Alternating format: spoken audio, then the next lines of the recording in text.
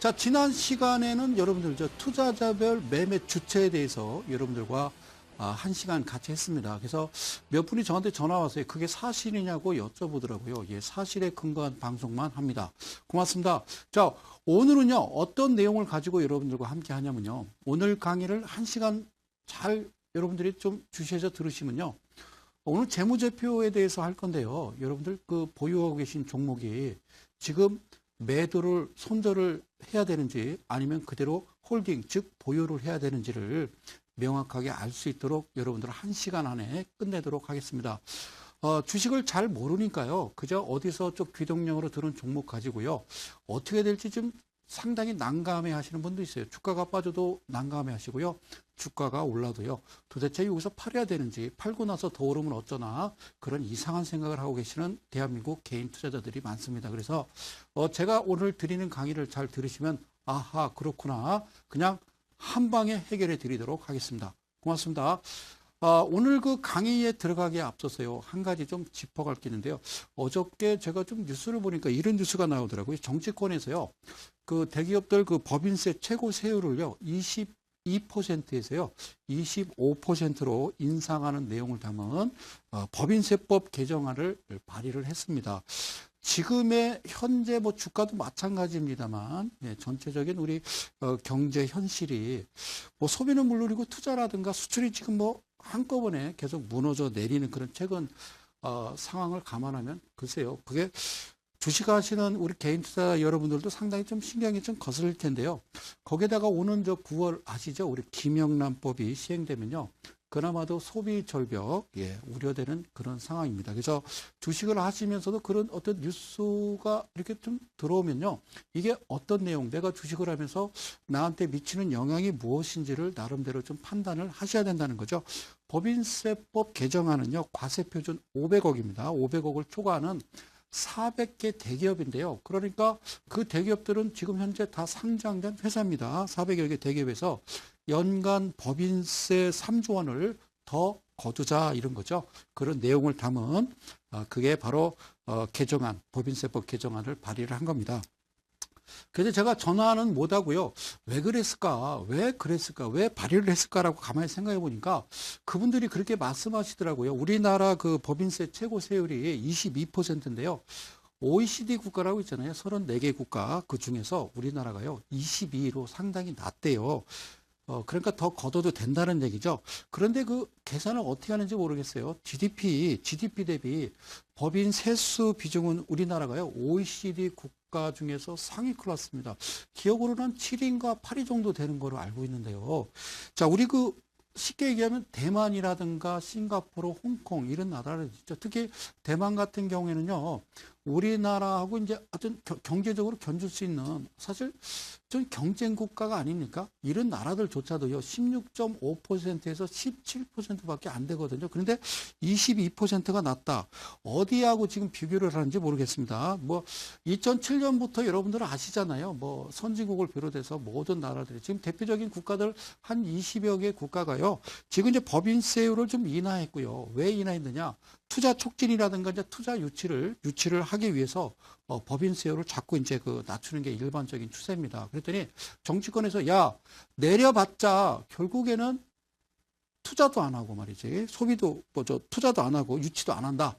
그럴 바에는 세금이나 더 걷자 이렇게 말씀하시는데 요즘 그렇습니다. 뉴스지상에서 보면 참 우울한 소식들만 나옵니다. 뭐 그래서 어떤 아주 강력 범죄라든가 거기에다가 또 보면 세무조사라든가 막 검찰청에서 박스 들고 다니는 이런 것만 나오니까 지금 우리 그 IMF 때 우리 금모으기 했던 거 기억나시죠? 지금 상당히 경제적으로는 이제 모든 면에서 상당히 어렵습니다. 그래서 주식하시는 분들이 마음이 상당히 좀 아프시고요. 상처가 많으실 줄로 압니다.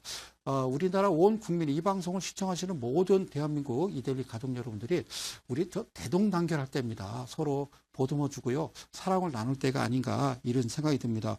우리나라 그 중앙은행이 한국은행인데요. 한국은행이 이게 오죽하면 기준금리를 사상 최저치 수준으로 인하를 했겠습니까? 그만한 이유가 있겠죠. 이런 법인세율 인상론 글쎄요. 여기저기서요. 그래요. 곡소리가 납니다. 그래, 곡소리. 누가 그러더라고요. 주가 빠지는 소리 하고 있는데 이러더라고요. 그래요. 고맙습니다. 어제 뉴스를 또 보니까요. 경유세 올린답니다. 경유세. 그러니까 경유세를 올리면 경유값이 올라가는 거죠. 우리나라 서민들 다 경유차 타고 다니는데요.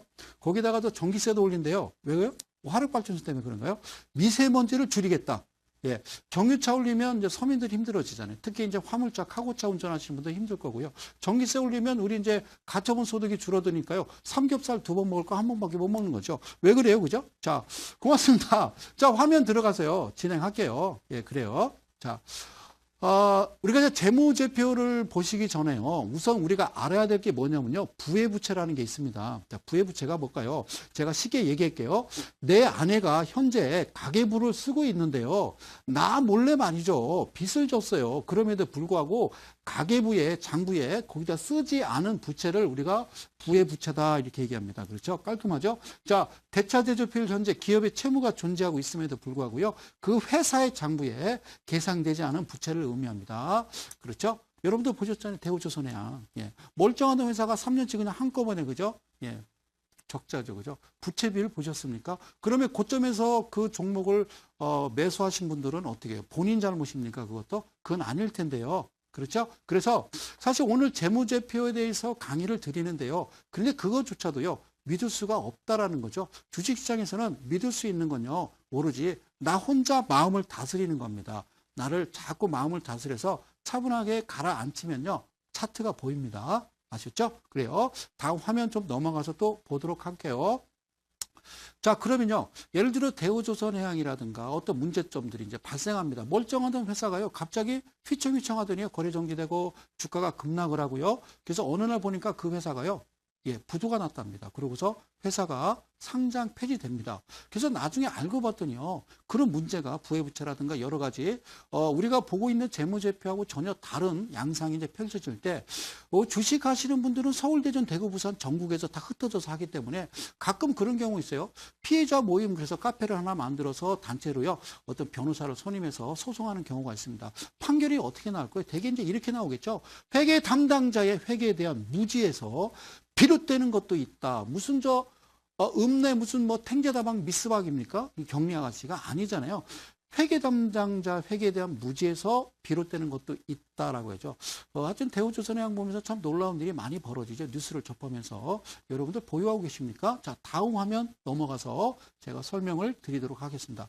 그래서요, 여기 제가 이렇게 썼습니다. 회사의 악화된 재무 상태와 경영 실적을 분식하려는 의도에서 고의적으로, 여기는 이제 사건이 되는 거죠. 이거는 이제 우리가 다른 말로 사기라고 합니다. 그래서 고의적으로 은폐하는 경우가 많기 때문에 재무제표를 이용자, 즉 기본적 분석을 공부해서, 그렇죠.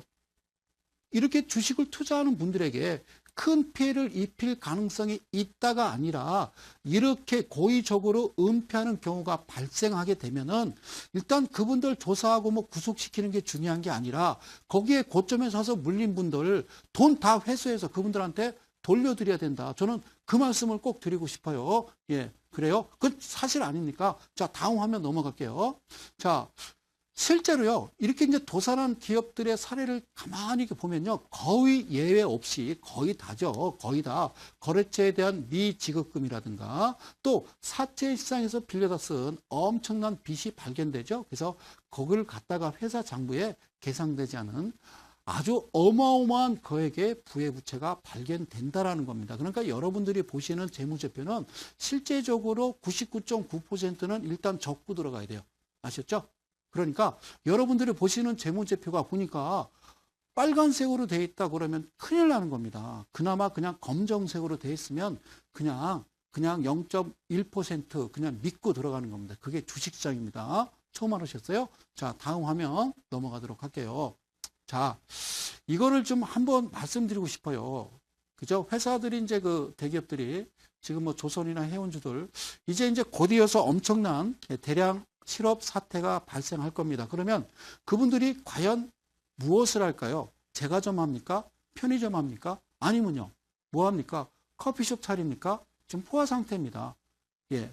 2007년도, 2008년 미국이요. 월가에서 무너지기 전에요. 커피숍이 한 블록당 2-3개씩 생겼다는 얘기가 있었어요. 예. 그래서 하여튼 너무 많아요. 그죠? 그분들이 과연 무엇을 할까요? 그래서 주식시장에 뭣도 모르고 이제 뛰어들게 되면 큰 낭패를 볼 수가 있습니다. 그래서 이와 같은 그림, 이게 지금 무슨 그림이냐면요. 야바이입니다. 야바이. 자, 여러분들 주식시장 들어올 때 어떻게 또 굴러 들어왔고 지금 상황이 어떤지 제가 좀 가상으로 좀 설명을 좀 드린 다음에 그 다음에 재무제표를 들어가야 여러분들 좀 이해도를 좀 높이기 위해서 제가 이런 그림을 캡처해서 왔습니다. 그래요. 자, 처음에는 멋진 그림이 있었는데, 자, 이게요. 이게 지금 장기 쫄인데요. 이게 아니라 이제 주사위라고 제가 생각을 할게요. 자, 5일장이 열렸습니다. 추리닝 바람에 이제 슬리퍼 신고 이제 딸래딸래 이제 나왔어요. 그랬더니 사람들이 웅성웅성 모여 있는 겁니다. 그걸 주식시장이라고 그래요. 그래서 이렇게 쳐다봤더니 뭐라고 그래요? 자, 날이면 날마다 오는 것이 아니요. 자, 무슨 돈 놓고 돈 먹기 날마다 뱀장사고, 자, 날이면 날마다 오는 것이 아니요. 이러는 거예요. 그랬더니 돈 놓고 돈 먹기라는 겁니다. 그래서 이 주사위를 놓고요. 이 컵을 세 개를 막 그저 바꿔서 딱 놨습니다. 그래서 뒤에서 내가 보니까 여기가요, 가운데에 이게 들어있는 거예요. 근데 사람들이요, 나는 분명히 가운데라고 생각하는데요, 양쪽 가에다가 돈을 거는 겁니다. 그렇죠? 그래서 딱 보니까 가운데에 나오는 거예요.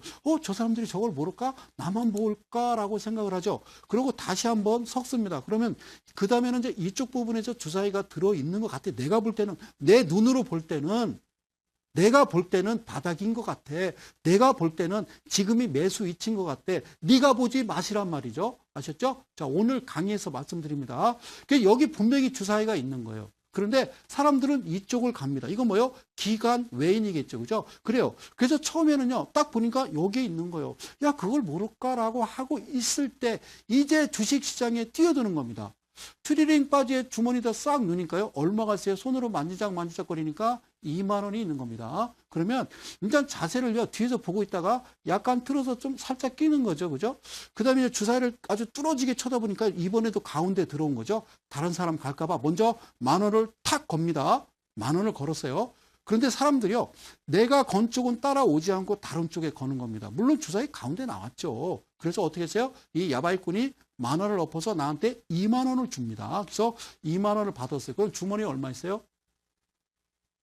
모르겠어요? 3만 원 있습니다. 자, 다시 섞습니다.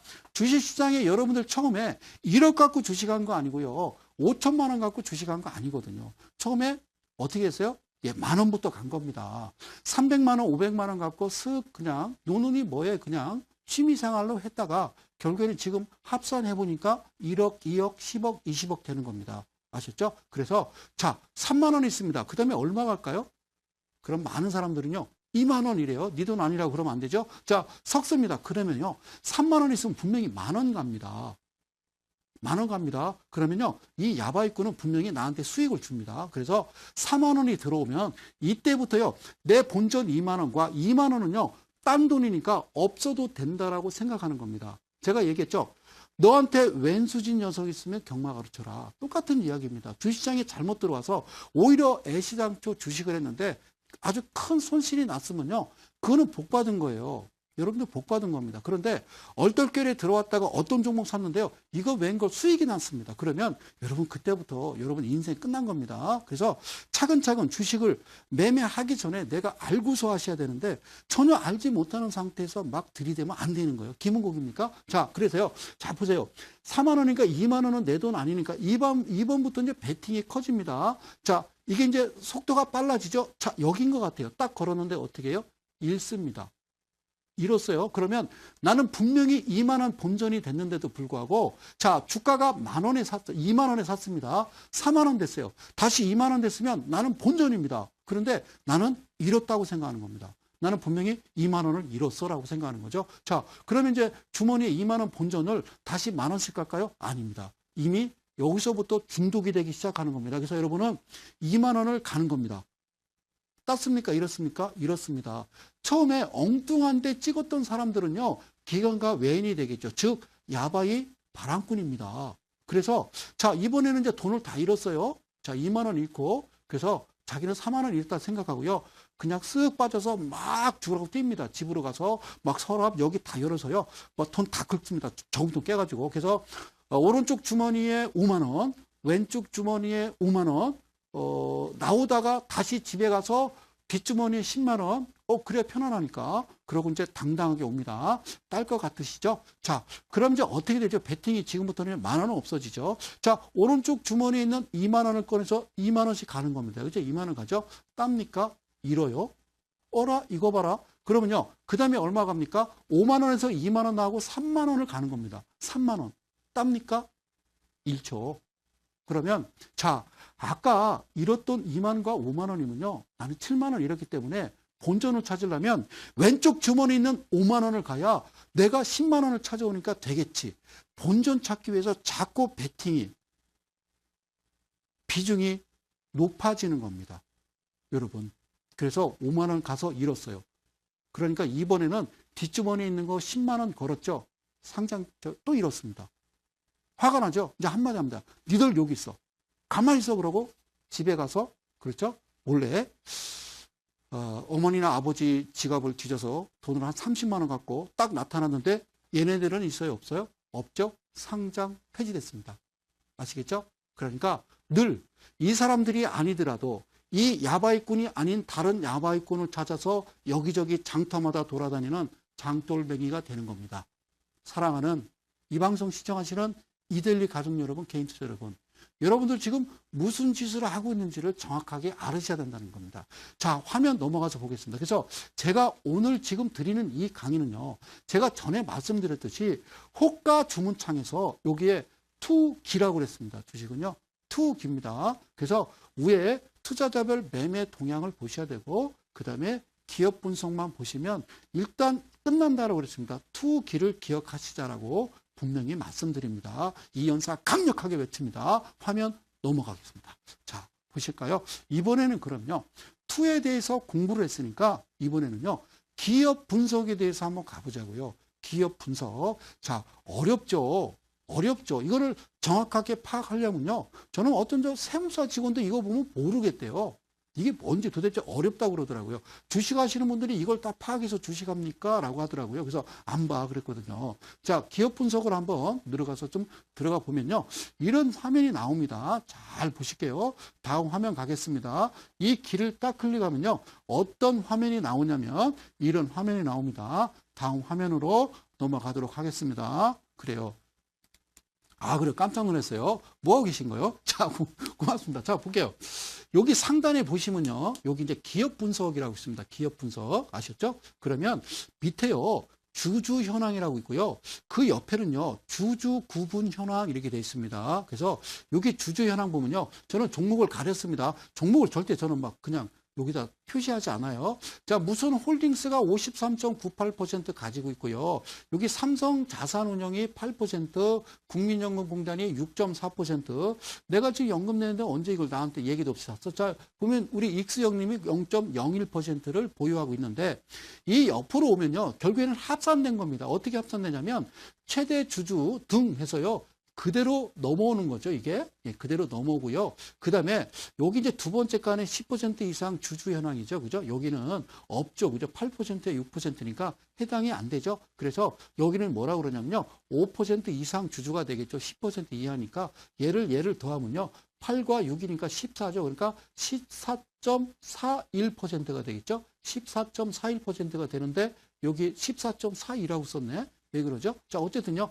이거 큰 건데. 자, 어쨌든 이렇게 넘어오는 거고요. 그 다음에 2분 거 이대로 넘어오는 겁니다. 그래서 얘를 쫙 더하면 68.41%입니다. 제가 드리고 싶은 얘기는 웬만하면요, 여러분들 거래량 많고 주가가 급등하고 이런 종목들 보면요, 대개가 기관이 하지 않는 종목들 보면 대개 여기에요. 퍼센트가 4%, 뭐 7%, 12% 내가 가지고 있는데 대개 이제 한 51% 가지고 있으면 좋겠습니다만 그래도 38에서 51% 정도 그 이상 되면 괜찮은데요. 여러분들 14%, 12% 갖고 있으면 문제가 있는 거죠. 그죠? 그래서 첫째 조심해야 될 거는 그런 부분이죠. 그래서 제가 이야기하는 것은 이런 이제 우후 지분들이 좀 있고요. 기왕이면 삼성자산운용이나 이제 국민연금관리공단 이런 데서 가지고 있으면 이 종목도 오죽하면 이분들이 갖고 있겠냐라고 생각하면 매매하기 편한 겁니다. 그래서 이런 종목을 우리가 다른 말로 괜찮은 우량주 이렇게 얘기하는 거예요. 아셨죠? 예, 그래요. 자, 다음 화면 넘어갑니다. 그러면 밑으로 딱 내리면요, 어떤 예, 어떤 글이 써 있냐면 이제 영어로 써 있어요. 파이낸셜 하이라이트. 자, 9시 뉴스 끝나고 자, 끝 마무리에 자, 스포츠 하이라이트로죠. 그죠? 자, 여기 보면 한글로 써, 한글로. 저 영어로 써. 그죠? 여기 보면요. 여기 한번 보실까요? 여기 뭐라고 썼냐면 연결 별도라고 써요. 그래서 연결 재무제표, 별도 재무제표라는데요. 연결 재무제표가 뭐냐면 연결이라는 것은 아버지가 직장에서 이 돈을 법니다. 엄마도 식당 나가 돈을 벌고요. 큰아들은요 편의점 가서 아르바이트 하고요. 그리고요. 둘째 녀석도 저녁에 이제 대리운전 합니다. 그래서 같이 번 거를 우리가 연결 재무제표 이렇게 하는 거예요. 그러면 별도 재무제표는 아버지만 버는 것 하는데 사실 우리가 보는 거는 연결 재무제표를 보는 거죠. 그죠? 여기 전체 연간 분기 좀 이따 설명드릴게요. 여기 보면요. 자, 여기 뭐라고 써 있냐면요. 애뉴얼이라고 써 있고요. 여기에 넷쿼터라고 써 있어요. 이것도 한글로 써도 돼요. 이러면 좀 고급스러워 보이나? 자, 이건요. 애뉴얼은 연이에요. 연. 1년. 2013년, 14년, 15년, 16년. 그러니까 12년 12월 돼 있으니까 이게 쪼개는 겁니다. 그죠? 년. 그렇죠? 이건 네 쿼터입니다. 네 쿼터는 369, 369, 369, 12. 그러니까 1년을 세 조각씩 4개로 4분의 1, 4분의 2, 4분의 3, 4분의 4. 그죠? 네 조각으로 쪼개는 거죠. 그래서 그렇게 읽는 거예요. 1, 4분기, 2, 4분기, 3, 4분기, 4, 4분기. 그걸 모르시더라고요. 그죠? 자, 분기도 중요하지만요. 자, 일단 여기서 보면요. 뭐라고 써있냐면 매출액이라고 되어 있습니다. 매출액. 자, 매출액 대비 영업이익이, 매출액 대비 영업이익이 여기 보니까요. 4,300억, 4,500억, 4,600억. 그러니까 점진적으로 좀 올라오죠. 점점 좋아지죠. 영업이익이요. 200억, 270억, 307억. 점점 좋아지죠. 그죠? 이게 좋아지고 나쁘고 중요한 게 아니라 여러분들 지금도 주목합니다. 이 부분이 무슨 색? 검정색. 자, 당기순이익도요. 118억, 153억, 327억. 그러니까 여러분들이 가지고 있는 종목을 이를 보니까 여기를 보니까 이게 다 빨개, 다 양봉이야. 빨개. 그러면 종목 끝난 겁니다. 아셨죠? 사실요. 침 발라서 모니터에 침 발라서 여기 이렇게 막 이렇게 문대면요. 빨개집니다. 한번 해봐요. 네, 빨개집니다. 근데 빨개지는 거예요. 근데 빨겠다고 생각해봐요. 아까 얘기했잖아요. 어차피 우리가 도산업 회사나 잘못된 회사들 지금 보면요. 이게 사실 안 맞는단 말이죠. 대우조선해양처럼. 그럴 때 사실 이것도 못 믿겠는데 이게 문질르면 넣으면 빨개질 수 있다는 거죠. 그래서 지금 여기에 다 흑자, 이게 거무흑자, 흑자, 빨간색은 적자 이렇게 얘기하는 거죠. 그래서 이렇게 검정색으로 표시돼야 되고 이쪽 부분에서 네 쿼터에서도요. 마지막, 그죠? 마지막 분기와 지금 얘와 비교를 하시면 간단한 겁니다. 자, 결론 말씀드릴게요. 껌에 빨개, 껌에 됐어. 다음 화면 갈게요. 자, 그래요. 자, 그래서 우량주 중심이라는 것은 다른 거 없습니다. 자, 우량주가 뭡니까? 그러면 삼성전자, 포스코 이게 아니고요. 안정적인 겁니다. 안정적인 우량주라는 것은 지금 말씀드린 대로 그런 종목이라는 거죠. 그래서 이런 매매 습관을 정상적인 믿을 수는 없겠지만 정상적인 그런 종목을 가지고 매매를 하셔야 어떤다? 큰 손을 이길 수 있다라는 겁니다. 아시겠죠? 자, 다음 화면 가서 또 볼게요. 자, 화면 들어갑니다. 여기 보니까 자, 두 가지만 알면 돼요. 그래서 어떤 종목을 살 것이냐, 그리고 자, 종목을 선택했습니다. 그러면 어떻게 매매를 할 것이냐. 우리가요, 시장에서 보면 증권시장에서 기본적 분석가라고 그래요. 그리고 또 어떤 친구는요, 나는 기술적 분석가다 이렇게 얘기합니다. 그래서 기본적 분석가는 기술적 차트 보고 매매하는 친구들을요, 업신여깁니다. 그리고요, 기술적 분석가들은 또 기본적 분석가를 우습게 생각해요. 말만 많다고요. 그죠? 그래요. 자, 그런데요, 기본적 분석가가 되더라도요, 매매할 때는 차트를 봐야 됩니다. 그러니까 양쪽 다 공부하기 싫어서 기본적, 기술적 다 파악을 하고 해야 되는데 나는 기본적 분석가야, 나는 기술적 분석가야. 그거는요, 잘못된 거죠. 예, 게을러서 하는 소리입니다. 자, 그러면 첫 번째요, 종목을 선택합시다. 어떤 종목을 선택할까요? 그걸 우리가 다른 말로요, 기본적 분석이라 한다고 그랬습니다. 기본적 분석. 그래서 기본적 분석인데, 기본적 분석을 뭘 보느냐? 바로 재무제표를 보는 거예요. 믿을 수는 없지만 재무제표를 보는 겁니다. 재무제표는요, 두 가지입니다. 뭐라고요? 기업 가치와 시장 가치가 있어요. 기업 가치와 시장 가치가 있는데 그 기업 가치를 봐야 되는 거예요. 믿을 수는 없지만 기업 가치가 얼마나 좋은 회사고 이 회사의 가치를 내가 파악한 다음에 시장에서 어떻게 팔리고 있느냐, 장사의 신. 자, 어떤 물건이 있는데 내가 과일 장사를 해요. 자, 이제 수박의 가치를 파악해서 그 그 수박 정도를 지금 내가 싸게 사서 시장에서는 얼마에 팔 수 있는지 그런 어떤 시장 가치 이렇게 생각하면 간단한 겁니다. 그래서 그 기업의 가치를 파악한 다음에 시장에서 어떻게 거래되고 있느냐, 즉 싸게 거래되고 있느냐, 비싸게 거래되고 있느냐. 비싸게 거래되고 있으면요, 사면 안 됩니다. 싸게 거래되고 있을 때, 즉 주가는 쌀 때 사서요, 언제 팝니까? 비쌀 때 아닙니다. 주가는요, 싸게 사서요, 싸게 파는 거예요. 뭐 싸게 사는데도 비싸게 팝니까? 에? 명동입니까? 중국 관광객들한테 김밥을 한 줄이 10,000원씩 판다고 그러더라고요. 저도 박근혜 대통령님한테 들었어요. 깜짝 놀랐어요. 김밥 한 줄이 10,000원이고요. 자, 넘어가겠습니다. 자, 다음 넘어갈게요. 그럼 이제 두 번째는요. 예, 두 번째는요. 매매 시적 포착인데요. 이거 지금 오타가 있네요. 죄송합니다. 이건 이제 기술적 분석이라고 그래요. 기술적. 예, 기술적 분석이라고 그러죠. 그죠? 자, 기본적 분석이 아니라 자, 기술적 분석입니다. 예, 그래요. 제가 정신없어서요. 잘못 적었네요. 자, 이거는요. 기술적입니다. 기술적. 예. 수정됐네. 고맙습니다. 이게 예. 대단해. 전자칠판이라고 그래요? 자, 보겠습니다. 자, 매매 시점 포착할 때는요, 기술적 분석이 되겠죠. 즉, 차트입니다. 차트. 그래서 이런 얘기 합니다. 사람들이. 주식을 잘 모르시는 분들이요. 야! 주식시장에서 변하지 않는 거 두 가지가 있대. 뭡니까? 그랬더니 주가와 거래량이 바뀌지 않는다라고 그래요. 그래서 모르겠어요. 제가 볼 때는 주가는 바뀌지 않는 건 맞습니다만, 거래량은요, 글쎄요, 그죠? 믿거나 말거나. 어쨌든 제가 여기다 좀 이렇게 그 사선을 좀 쳐놨습니다.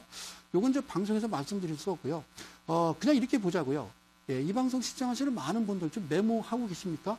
자, 메모지 준비해야 된다고 그랬어요. 아줌마, 메모지. 자, 보여요. 여기 이제 기관 개입이라고 돼 있잖아요. 그죠? 투자자별 매매 동향 보셨죠? 그죠? 지난 시간에 강의 드린 대로 그 친구들이 어쨌든요, 사야 됩니다. 팔든지 사든지, 어쨌든 개입이라고 그랬습니다. 개입을 하고 있는 종목을 우리가 하셔야 되는 거예요. 이게 뭐다? 매매 시적, 기술적 분석. 매매할 때 얘네들이 하지 않고 있으면요, 하면 큰일 나는 거죠. 아셨죠? 자, 다음 화면 넘어갈게요. 자, 볼게요. 자, 기준과 원칙이란 말을 쓰는데요. 이 말은요, 함부로 쓰시는 게 아니죠. 예, 기준과 원칙은요, 소위 이제 타짜가 이야기하는 겁니다. 기준과 원칙. 너는 주식하는데 기준과 원칙이 있어. 나는 기준과 원칙이 있어. 뭔데? 나 MACD 오실레이터 봐. 그건 기준과 원칙이 아니죠. 뭐 보는데? 나 심리선 봐. 나 일목균형부 봐. 그건 네 거 아니잖아. 그렇죠? 자, 기준과 원칙이라는 것은 예? 나만의, 그러니까 남들이 다 알고 있는 그런 기준 원칙이 아니고요. 기준과 원칙을 알려면 내가 기초와 기본이 돼야지. 기준과 원칙이 있는 거지. 주식의 주자도 모르고 아무것도 기술적 분석을 모르시는 분이 나는 기준과 원칙이 있대.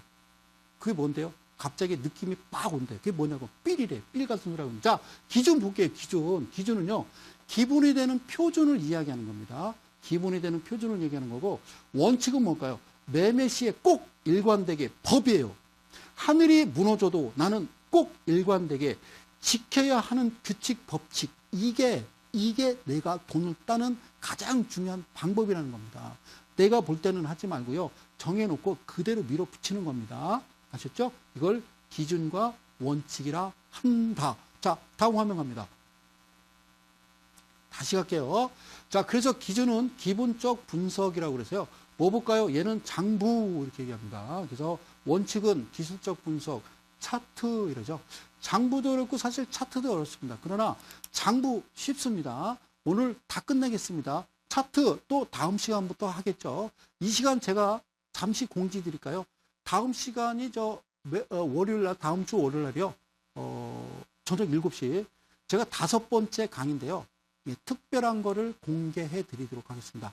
이 시장에 와서 잡주, 소위 시쳇말로 잡주라고 하는 급등주, 예, 잘못된 종목들, 기본적 분석이 잘못된 장부들을 가지고 내가 잘못 판단해서 귀동량 들어서 얼떨결에 내가 매수해서 방송을 보고다 여기저기 돌아다니다가 들어주신 종목으로 고통을 느끼고 있는 대한민국 개인 투자자 500만 명을 위해서 충격적인 차트를 공개하겠습니다. 아셨죠? 충격적인 차트를 공개해서 여러분들이 절대 돈을 잃지 않는 기가 막힌 비법의 차트를 공개합니다. 다음 주 월요일 7시입니다. 자, 화면 다시 들어옵니다. 자, 우선 기본적 분석 오늘 장부인데요. 장부에는요, 여러분 간단합니다. 몇 가지만 아냐면요. 제 손을 보세요. 7가지만 기억하시면 됩니다.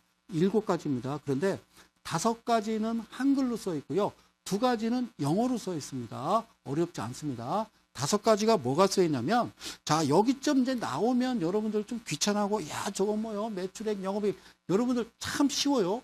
매출액, 영업이익, 당기순이익, 부채비율, 유보율이라는 게 있는데, 요거 지금 계속 만들어 왔습니다. 예, 매출액. 내가 삼겹살집에요. 매출액 100만 원. 그렇죠? 애들 월급 주고 났더니 영업이익, 세금 냈더니 당기순이익. 그렇죠? 부채비율, 유보율. 그리고 밑에 BPS, PBR. 이게 어떤 의미를 갖는 건지 이 7가지만 알면요. 주식시장에서 절대로 돈을 잃지 않는다. 그 말씀 드릴게요. 자, 한번 화면 넘어갈게요. 그러면 이게 뭔지 하나씩 꼼꼼하게 갈게요. 자, 보자고요. 삼겹살집을 하는데요. 100만 원을 법니다. 오늘 매출 100만 원, 아싸, 100만 원 다 벌었다고 생각하죠? 아닙니다. 그 일하는 종업원이, 사장님 오늘 매출 100만 원 뛰었는데 오늘 회식하죠? 야, 남는 거 하나도 없어. 자, 매출 원가 들어가야 되죠. 삼겹살 값 줘야죠. 상추, 깻잎, 쌈장, 뭐 이것저것 다 나가야 되잖아요. 그죠? 매출 원가를 빼면요. 매출 총이익이라고 그러는 거예요. 그러면 사실상은 100만 원 매출을 올리면요. 얼마 남을까요? 제가 볼 때는 한 40만 원에서 30만 원 정도. 그 정도 생각하시면 돼요. 큰 돈 벌 것 같으면 대한민국 사람들 모두 다, 그거밖에 안 남아요? 50만 원 남지 않아요? 그럼 나도 삼겹살집 하지. 내가 이 짓을 뭐 하랍니까? 그죠? 자, 착각하지 마세요. 자, 다음 넘어갈게요. 그러면 그 매출 총이익에서 뭐가 나갑니까? 이 판매 관리비는 뭐냐면요. 거의 월급입니다. 그래서 영업이익에 월급이 차지하는 비중이 우리나라도 70%를 넘어섰죠. OECD 34개국 평균이 한 75% 되니까 우리도 70% 넘었는데 우리가 먼 전 70년대, 80년대 초반엔 그때는요. 70년대에는요. 한 10몇 %밖에 안 됐어요. 지금 우리 그 어른들이요. 보상해줘야죠. 자, 판매 관리비라는 거 그죠? 판매 관리비 요거를 떼고 나면 그러니까 뭐 전기세, 수도세 뭐 다 나가야 될 거 아닙니까? 예? 주방장 월급, 애들 월급 뭐 하여튼 그 비용 다 제한 거를 우리가 영업이익이라고 하는 거예요. 그러니까 매출액 대비 영업이익이 마이너스라는 거는 어떻게 해요? 야, 월급을 못 주는 거예요. 이 삼겹살집에. 그러니까 옆에 칼국수집 김사장한테 가서 김사장 나 100만 원만 담아 꺼줘. 일주일 있다 줄게 하라는 거죠. 그런 가게에 2달, 3달 지나면 문 닫습니다. 부동산에 내놓겠죠. 그죠? 이해 가셨습니까? 간단하잖아요. 붕어빵 생각해도 그렇고요. 자, 다음 화면 넘어갈게요. 그러면 판매 관리비가 뭐 있냐면요. 거기다가 임원보수, 급료수당, 퇴직급여, 충당금, 상해, 복리, 후생비, 광고, 선전비, 소모품, 수도, 관광비, 여비, 교통비, 통신비, 교체비, 보험료 뭐 이런 겁니다. 예? 판매 수료, 잡비 등등. 이게 그러니까 뭐가 남겠습니까? 기업 아무나 하겠어요. 그죠? 자, 넘어갈게요. 판매 관리비를 빼고 놨더니, 예? 놨더니 영업이익이라고 그래요. 그러면 여기서 단기 순손익은 어떻게 산출하냐면 법인세 올리지 마. 이것 때문에 이것도 마이너스요. 그러면 주가가 더 빠지는 거라고요. 그래서 앞서 말씀드린 게 그런 거예요. 그냥 가만히 계세요. 군대도 안 갔다 왔어? 가만히 좀 중간으로 가지? 자, 이거 보면요. 영업의 비용 또는 영업의 이익이라는 게 있습니다. 이게 플러스 마이너스 된 그 상태에서 법인세 비용을 빼고 나면 우리가 당기순손익 그래요. 그래서 우리가 볼 수 있는 건 매출액, 영업이익, 당기순이익. 즉, 매출액 대비 영업이익, 당기순이익은 플러스, 검정을 써야 됩니다. 아셨죠? 플러스 그러니까 또 빨간색 이렇게 생각하니까 우리가 양봉, 음봉을 미국식으로 봐야 된다니까요. 주가 떨어질 때 양봉으로 표시되고 오를 때 파란색으로 표시해야 되는데 이걸 거꾸로 하려니까 이것도 거꾸로 하는 거예요. 장부 보고 야 양봉이야 끝내줘 그러고 산다니까요. 정신 차리셔야 됩니다. 사랑하는 이데일리 가족 여러분 처음 얘기합니다. 자 그러면요. 자 영업의 비용은 뭘까요? 자 화면 넘어갈까요? 영업의 비용이 뭐야? 뭔데? 예 그래요. 이 자식이요 우리 아들 녀석이요 하라는 공부는 안 하고 새벽 2시까지 뭐 하는 거요? 게임하는 겁니다. 그랬더니 아니 그냥 놔뒀더니요. 혼내켰더니 나중에 보니까 그 우리 아들이요. 뭐가 됐어요? 프로게이머가 돼서 매달 막 3천만 원, 4천만 원씩 돈을 벌어오는 겁니다. 얼마나 고마운지 몰라요. 그렇죠? 그걸 영업의 비용이라고 그래요. 즉 기업의 영업 본래의 활동이 아닌 다른 원인에 의하여 발생하는 비용이 영업의 비용인데 이게 플러스가 될 수도 있고 마이너스가 될 수 있는데 사실 이 내용을 가지고 기업 치고 들어가서 강의를 하자면 한 일주일 내내 하더라도요. 할 거 되게 많은데 여기까지만 하고 넘어가겠습니다. 대기업들이 여기서 뭔 일을 하는지 여러분들 알고 나면요 너무 실망스러울 거예요. 영업이익 비용 아셨죠? 자, 그러니까 영업이익 대비 영업이익은요 한 100억밖에 안 되는데 당기순이익이 막 200억, 300억 되는 거 이해 가시죠? 아들이 돈 벌어오는 거예요. 게이머 돼가지고.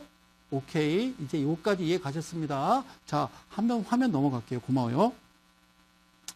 어떤 게 영업의 비용이 뭐가 있냐면요. 이렇게 이제 나옵니다. 이자 비용, 할인료, 사채이자, 이연사산, 상각비, 유가증권, 처분 손실, 유가증권 평가 손실, 매출 할인, 외환 환산 손실, 기부금, 투자자산, 처분 손실, 유형자산, 처분 손실, 사채 상환, 잡손실 등등 이렇게 있습니다. 이거는 아실 거 없어요. 그죠? 이런 게 있더라는 거죠. 자, 일단 넘어갈게요. 그건 뭐 신경 쓰지 마시고요. 자, 다시 한번 돌아왔습니다. 여러분들한테는 제가 꼭 원하는 건요. 반복입니다. 여러분들한테 계속 반복을 해서 여러분들이 이 강의 듣고 그냥 조금이라도 여러분들이 느낌이라도 뭔가 조금 기준이라도 잡아간다라고 그러면 저는 더 이상 바랄 게 없겠죠. 다시 갑니다. 기준 뭐라고요? 장부, 기본적 분석, 모아봐라. 자, 7가지 봅니다. 다시 한번 7가지 봅니다. 5가지는 한글이요. 2가지는 영어입니다. 그래서 매출액 아셨죠? 그래요. 영업이익 아하 이제 가야 됩니다. 당기순이익 그거구나. 그렇죠? 자, 그랬더니 그 다음에는 이제 부채 비율이 있고 유비율이 있습니다. BPS, PBR 이제 4개 남았어요.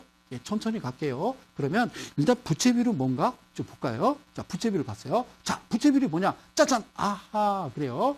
자, 이건 무슨 얘기냐면 우리 집에서 예, 우리 집의 자산이 뭐요? 자, 5억짜리 아파트를 가지고 있는데 예? 예. 자, 내 돈 1억에 은행에서 4억을 빚을 진 거요. 예, 빚을 내서 아파트를 가지고 있으면 그걸 자산이라고 그래요. 즉, 자산이라는 것은 내 돈 플러스 부채를 얘기하는 거죠. 자본 플러스 부채. 그러면 뭐가 많아야 돼요? 내 돈이 많아야죠. 내 돈이 많아야 되는데 이자가 자꾸 싸고 금리가 내려가니까 아싸 막 그러죠. 막 4억짜리 5억짜리 집을요. 그래서 대출 그렇게 받으면 큰일 나죠. 좋은 건 아닌데 그죠? 그래서 다시 돌아갈까요? 그래서 기업도 마찬가지입니다. 기업도 부동산은 주거 목적으로 가는 거예요. 우리나라가 성장성 있습니까? 예, 고점이에요, 우리나라. 자, 보세요. 기업이 가지고 있는 자산 중에 부채가 얼마 정도 차지하고 있는가 나타내는 비율이 부채 비율인데 주식 중요합니다, 이거. 여러분들 가지고 있는 종목 빨리 보세요, 부채 비율. 자, 메모합니다, 지금부터. 자, 150% 이하입니다. 얼마요? 150% 이하. 부채 비율 150% 이하입니다. 메모하세요. 예, 이거 꼭 기억하십시오. 영원히 forever 여러분을 주식에서 죽는 그날까지 부채 비율은 150% 이하로 보시면 됩니다. 아셨죠? 메모하세요. 아저씨 메모하셔야 된다고요. 오케이. 자, 그래요. 자, 부채 비율 넘어갑니다. 그 다음 볼까요? 예, 부채 비율 넘어가고요. 자, 유보율이라는 게 있어요. 유보율은요, 이렇게 생각하면 됩니다. 여러분, 내가 100만 원 월급을 받습니다. 그런데요, 통장에 한 500이나 1000만 원 정도 이렇게 좀 어떤 여유 자금으로 넣어놓으면요, 편안하죠. 내가 뭐 300만 원, 200만 원 월급쟁이면 통장에 한 2천만 원 정도, 그 정도를 좀 가지고 있으면 마음이 편합니다. 자, 세상사 어떻게 될 줄 압니까? 그죠? 갑자기 어떤 일이 닥쳐가지고 내가 큰일이 날 수 있을 때에 그게 좀 힘이 되는 거죠. 그죠? 가정에서 하물며 가정에도 그리 한데, 그러면 기업은 어떻다는 얘기예요? 기업에서는요, 물론 이제 너무 많아도 좀 문제가 되긴 합니다만, 이건 가장 중요한 겁니다. 이 기업이 동원할 수 있는 자금량을 측정하는 지표인데, 유보율이 해당 사항 없음, 이게 너무 적게 있으면요, 그 회사 문제 있는 거거든요. 그러니까 이것도 메모합시다. 그냥 1000% 이상 이렇게 제가 말씀드릴게요. 자, 부채 비율은 150% 이하고요. 얘는 한 1000%, 예, 1000%, 예, 1000% 한 이상 있는 게 여러분들 주식하는데 기본적 분석에서 종목 찾을 때 가장 좋은 방법이 있나? 좋은 방법이에요. 1000%. 아시겠죠? 기억하십시오. 유보율입니다. 참 쉽죠? 그래요. 그러면 자, 화면 넘어가서 볼까요? BPS라는 게 있어요. 이제 2가지만 배우면 됩니다. 다 왔어요. 자, BPS라는 건 뭐냐면요. BPS는 청산가치라는 거예요. 그러니까 앞서 말씀드렸듯이 법인세법 개정안 발의하고 법인세 최고 세율을 22에서 25%로 인상하니까 기업들이 화가 난 거예요. 나 안 해. 나 그만둘래. 그러고 자산을 막 다 팔아버려. 다 모두 팔아서 뭘 갚아요? 부채를 갚은 후에 남은 현금을 주식수로 나누면 어떻게 청산시 한 주당 받을 수 있는 현금. 자, 성소장의 기준 최고의 비법은 바로 BPS입니다. BPS가 예를 들어서 10,000원인데 내가 얼마에 지금 샀느냐. 10,000원이면 10,000원에 사든가 12,000원, 3,000원은 괜찮습니다만 BPS가 10,000원인데 내가 산 가격이 25,000원이다. 여러분들 끝장난 겁니다. 아셨죠? 그러면 빨리 던지고 나오셔야 됩니다. 자, 아시겠죠? 그런 내용이죠. BPS는 나 안 해. 청산가치라는 거죠. 자, 넘어갈게요. 그러면 마지막입니다. 그죠? PBR은 뭐냐면요. BPS 그 가격에서 지금 시장에서 BPS 대비 한 주당 지금 몇 배로 거래되고 있어 그겁니다. 몇 배로 거래되고 있어 그겁니다.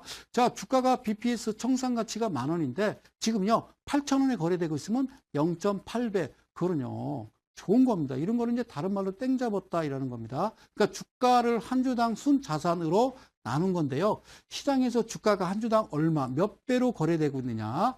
예, 그래요. 이겁니다. 애썼어요. 멀리 오셨죠? 자, 이제 화면 넘어서 다시 한번 우리 힘냅시다. 자, 몇 가지, 7가지라고 했어요. 몇 가지, 7가지인데, 자, 일단은 처음하고 지금하고 완전히 다릅니다. 자, 일단은 여러분들 쉽게 나오죠? 이 정도는 알아야 삼겹살집을 하는 거고, 이 정도를 알아야 붕어빵 장사도 하는 겁니다. 아셨죠? 커피숍 차리거나 그러려면 이 정도는 아셔야죠. 자, 매출액 대비, 아시죠? 영업이익은 어떻게 산출되는지 아셨습니다. 그리고 당기순이익 아셨죠? 그래요. 자, 부채 비율 뭔지 아셨죠? 150% 이하입니다. 유보율 1000% 이상 보시고요. 자, BPS 가격 얼마인지 보시고요. 그 가격 대비 여러분들 2.5배가 2.5배. 자, 이것도 메모합시다. 몇 배요? BPS입니다. BPS 몇 배? 2.5배입니다. 2.5배. 자, PBR이 되겠죠. 그죠? 2.5배. 만원짜리가 25,000원이다. 만원짜리가 25,000원이다. 2.5배. 그러면요. 고점입니다. 아닌데요. 예, 7만원까지 가던데요. 그건 여러분들 권역 아니니까 그냥 무조건요. 2.5배 되면요. 거기가 고점이다 생각하시면 지금부터 돈을 안 잃는 겁니다. 자, 화면 넘어갑니다. 자, 그러면 장부를 보면 이제 금방 이해 가시죠? 자, 깔끔합니다. 이 회사 보니까 부채 비율이 뭐라고 써 있어요? 그렇죠. 직전, 그러니까 15, 14, 13년이니까 13년에 129% 굿. 자, 125% 고마워. 111%. 그죠? 점점 줄죠, 부채가. 자, 그리고요, 유보율은 2,500%입니다. 2,200, 2,100, 2,500. 그러니까 이 정도는요, 극히 정상적인 회사라는 겁니다. 여기 이제 분기별로 보더라도 이해 가셨죠? 그러니까 부채 비율, 유보율이 이 정도 되면 오케이, 나는 이 종목을 사도 되는 거야. 근데 여러분들이 가지고 계신 종목들이 이게 막 300 몇 %, 이게 무슨 뭐 700%, 600% 버리셔야 됩니다. 그거 들고 있으면 큰일 납니다. 여러분. 예? 수박이 골았어요. 수박을 샀는데 골았어요. 냉장실에 넣어놓으면 원복됩니까? 감자 골아 냄새 퍽퍽 썩은 내 나는데 그걸 가만히 두면 그게 재생되냐고요. 안 됩니다. 썩은 거는 썩은 거라는 거죠. 그냥 버리세요. 못 먹어요. 못 드십니다. 이델리 가족 여러분, 개인 투자 여러분. 자, 금방 이해가죠? 자, 넘어갈게요. 여기서 보면 그래서 이제 가장 중요한 거 2가지라는 거죠. 어떤 거요? 여기 BPS입니다. 아시겠죠? BPS가 얼마요? 13,200원입니다. 오케이? 그런데 지금 얼마에 거래되고 있다? 0.8배. 이야, 이거 못 사서 이게 좋은 거라는 거죠. 그러면 얘는 목표가가 얼마예요? 여기서 2.5배를 더하시면 되는 거예요. 이게 우리가 소위 이야기하는 우량주라는 겁니다. 삼성전자, 포스코가 아니라 이런 종목들이 우리가 우량주라고 하는 거예요. 아셨죠? 이해 가셨죠? 자, 다음 화면 넘어갈게요. 그래서요, 하나만 좀 설명할게요. 여기 지금 제가 BPS라고 이렇게 좀 그림을 그려왔습니다. BPS. 여기가 몇 배요? 1배입니다. 1배. 그죠? 그런데 주가가 1배인데요. 0.5배까지도 떨어질 수 있다는 거예요. 0. 그래서 25,000원이라는 건요. 즉, 중진국입니다. 주가가 자, 10,000원에 시작해서 주가가 후두둑 떨어져서 5,000원까지 가면요. 이건 더 좋은 거죠. 이건 더 좋은 거죠. 그래서 소위 물타기라는 것은 10,000원 BPS 기준으로 얘가 뭐 7,000원, 8,000원, 예, 6,000원, 4,000원 떨어지면요. 이게 좋은 겁니다. 여기서 사서 그냥 두는 거예요. 그래서 얼마까지 2.5배, 즉 25,000원이 되면요. 이거는 무조건 매도하세요. 그래서 자, 이 주기가 얼마에 한 번씩 오느냐? 바로 5년마다 온다. 바로 5년마다 옵니다. 자, 메모하세요. 자, 그러면 이 화면은 뭘까요? 자, 네오이즈 게임즈라는 종목을요, 여러분들 한번 들어가서 보시기 바랍니다. 여기서 창은 열어놓지 않겠습니다. 자, 다음 화면 갈게요. 네오이즈 게임즈를 보면요, 그 종목이요, 이와 같은 모습이거든요. 약 7만원 넘게 올랐다가요, 지금 12,000원, 13,000원대로 내려왔거든요. 근데 왜 그러냐면, 그 회사 BPS가 10,000원대입니다. 그러면 이게 왜 2.5배에서 여기까지 올라가느냐? 그거는 모르죠. 그건 제가 방송에서 말씀드릴 수 없어요. 좀 아웃사이더한 얘기이기 때문에 방송에서 말씀드릴 수 없고요. 즉 이렇게 10,000원에서요. 일단 7배까지 튈 수 있는 것은요. 이건 거의 이제 선진국 주가가 이렇습니다. 우리는 중진국. 이번에 이제 우리가 탈락이 됐습니다. 모건 스탠리 캐피털 인터내셔널 이번에 또 진입이 어려워졌죠. 자, 좀 그랬으면 좋겠는데요. 그죠? 자, 그러면요. 여기 2.5배에 왔다가 다시 튕겨져 올라가는 게 맞거든요. 그러니까 여기서 사이클을 만드는 게 맞는데 여기서부터 잘못돼 버리면요. 여기 들어왔던 그 자금들이 빠져나가게 되면 주가는 떨어집니다. 그래서 1배, 0.5배로 쏟아지는 순간 어떤 일이 벌어지냐면 여기에 7만 원에 물려버리면요. 10년 동안 안 갑니다. 10년 동안. 그러면 진짜 고통스러울 수가 있어요. 아시겠죠? 그래서 제가 이렇게 그림을 그려왔습니다. 자, 다음 화면요. 자, 이제 시간이 이제 거의 다 됐습니다. 자, 복합적으로 났습니다. 어떻게 났습니까? 자, 여기 이제 빨간 선은요. 우리나라는 이렇게 움직이는 게 맞아요. 그런데 여기를 초과해서 가는 종목들이 가끔 있죠. 어떤 종목들이 있습니까? 그래요. 우리가 흔히 얘기하는 기관이 하지 않고 매출액 영업이익 3년, 4년, 5년 연속 적자인 회사에 그렇죠. 그 다음에 부채 비율 막 한 400%, 500% 되고요. 유보율 없습니다. 그리고 BPS 보니까 600원짜리예요. 근데 지금 현재 가격이 7,000원 이렇습니다. 좀 비정상적인 거죠. 사실 그런 종목들은 시장에서 좀 퇴출을 해야 되는데요.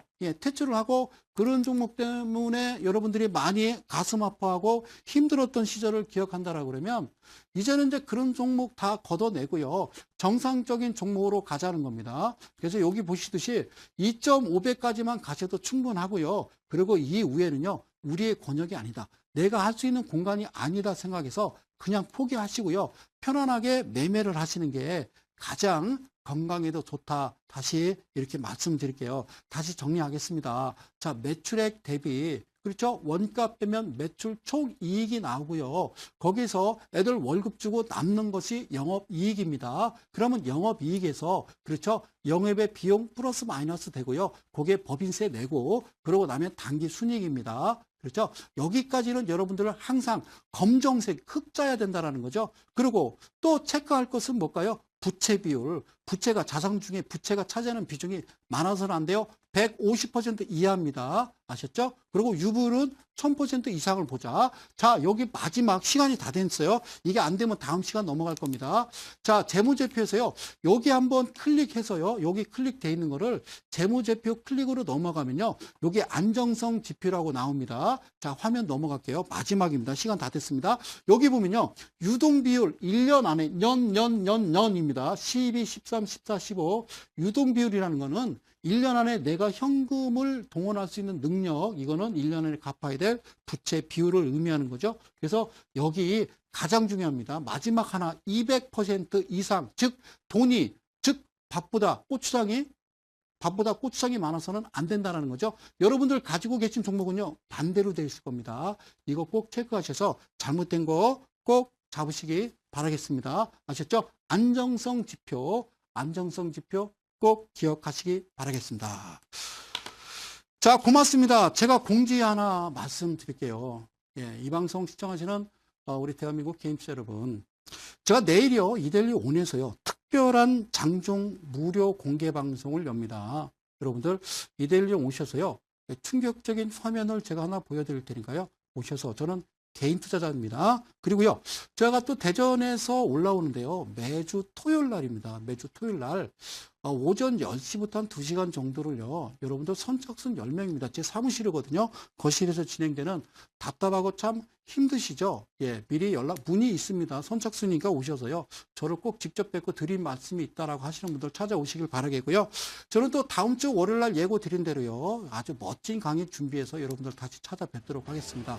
자, 너무너무 감사했고요. 남은 시간 좋은 시간 되시기를 빌겠습니다. 저는 이만 물러갑니다. 저는요, 이데일리온의 성명석 소장이었습니다. 고맙습니다. 안녕히 계십시오.